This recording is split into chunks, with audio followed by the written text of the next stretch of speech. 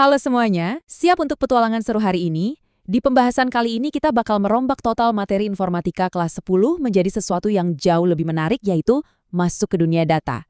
Kalau selama ini kalian mikir data itu cuma deretan angka yang bikin ngantuk, wah kalian wajib banget dengerin sampai habis.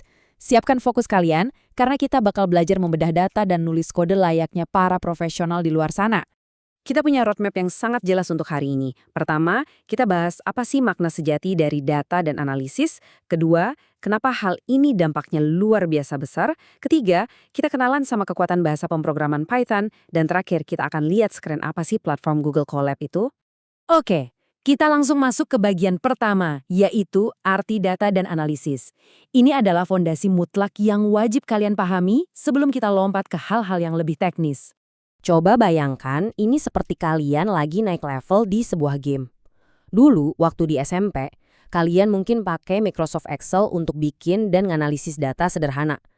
Nah, itu awal yang bagus banget. Tapi sekarang di bangku SMA, kalian naik kelas. Kalian gak lagi cuma mainan lembar kerja biasa, tapi langsung terjun menggunakan bahasa pemrograman Python. Kerennya, ini adalah alat yang sama persis dengan yang dipakai oleh para ilmuwan data top di seluruh dunia. Tapi tunggu dulu, sebelum kita sibuk menganalisis, data itu sendiri sebenarnya apa sih?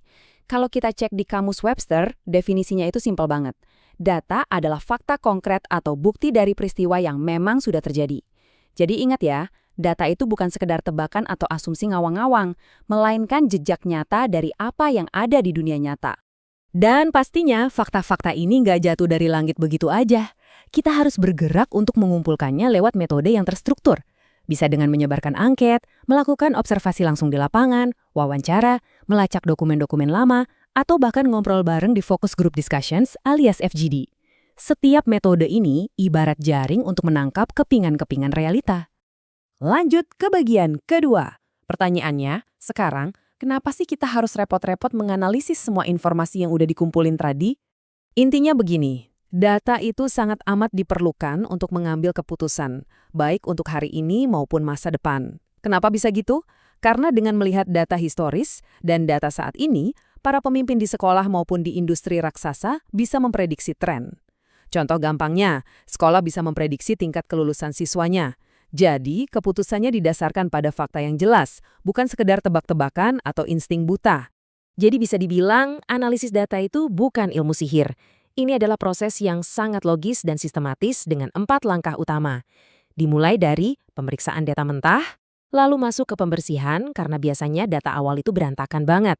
Habis itu ada transformasi biar formatnya lebih rapi dan gampang dibaca, sampai akhirnya kita masuk ke pemodelan untuk narik kesimpulan paling berharga dari tumpukan info tadi. Waktu ngelakuin 4 langkah tadi, kalian sebenarnya lagi pakai ilmu statistika untuk bongkar pola-pola yang tersembunyi. Nggak usah panik duluan dengar kata statistik. Konsepnya itu hal-hal yang mungkin udah sering kalian dengar, kayak nyari nilai rata-rata, ngitung standar deviasi, atau bikin grafik box plot. Justru alat-alat sehari-hari inilah yang bakal bantu kita mengubah kebingungan jadi sebuah kejelasan. Nah, kita udah tahu apa dan kenapanya. Sekarang di bagian ketiga, mari kita kenalan sama superhero yang bakal bantu kita wujudin bagaimana cara ngolahnya. Bahasa pemrograman Python. Percaya nggak bahasa keren ini diciptakan sama Guido van Rossum dari Belanda pada tahun 1991? Dan ada satu fakta lucu nih, nama Python itu ternyata bukan diambil dari nama ular loh, melainkan dari grup komedi televisi favorit penciptanya yang bernama Monty Python. Biarpun umurnya udah lumayan ya, popularitas Python bukannya meredup, malah makin meroket tajam sampai hari ini.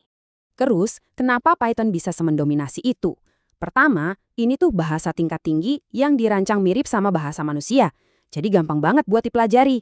Kedua, dia itu open source alias gratis dan bisa dipakai siapa aja. Selain itu, Python ini multiplatform, bisa buat bikin aplikasi web maupun desktop. Tapi yang jadi senjata pemungkasnya adalah Python punya libraries atau pustaka bawaan yang super lengkap. Gak heran kalau Python jadi bahasa wajib buat kalian yang mau main-main di dunia artificial intelligence dan machine learning. Akhirnya kita sampai di bagian keempat. Kita udah punya senjatanya yaitu Python. Nah sekarang, di mana kita bakal nulis semua kode-kode canggih ini? Jawabannya ada di Google Colab. Google Colab ini bener-bener ngerubah aturan main loh. Dulu kalau mau coding, kita harus repot-repot instalasi manual yang bikin pusing. Di Colab, konfigurasinya nol, langsung pakai. Dulu performa coding kita mentok di spek laptop sendiri. Nah sekarang Google ngasih kita akses GPU secara gratis. Dan yang paling asik, kalian nggak lagi terkurung di satu PC aja, karena semuanya jalan murni secara online langsung dari web browser kalian. Praktis banget kan? Buat kalian yang masih di bangku sekolah, platform ini bener-bener ibarat taman bermain yang sempurna. Udah pasti 100% gratis dan gampang banget kalau kalian mau berbagi tugas atau proyek bareng temen. Sensasinya itu mirip banget kayak nge-share tautan Google Docs biasa. Bener-bener dirancang khusus buat ngebantu kalian belajar analisis data tanpa takut ngerusak sistem di laptop sendiri. Tapi ujung-ujungnya, menguasai semua alat komputasi canggih ini bukan cuma soal jago mantengin layar komputer. Ini ada hubungannya langsung sama pembentukan profil pelajar Pancasila. Saat kalian nganalisis data bareng temen, kalian lagi memupuk semangat gotong royong. Waktu kalian pusing nyari letak error di kode kalian, itu lagi ngebangun kemandirian. Dan pas kalian berhasil mecahin pola-pola yang rumit, disitulah nalar kritis dan kreativitas kalian lagi diasah tajam. Kita udah ngebahas betapa besarnya kekuatan data dan betapa gampangnya alat-alat kayak Python dan Google Colab diakses hari ini. Jadi, sekarang tinggal satu pertanyaan krusial buat kalian. Apakah kalian udah siap mengambil langkah besar hari ini dan mulai menulis kode Python pertama kalian? Kesempatan buat jadi pencipta masa depan udah ada di depan mata. Teruslah bereksplorasi dan sampai jumpa di pembahasan seru kita selanjutnya.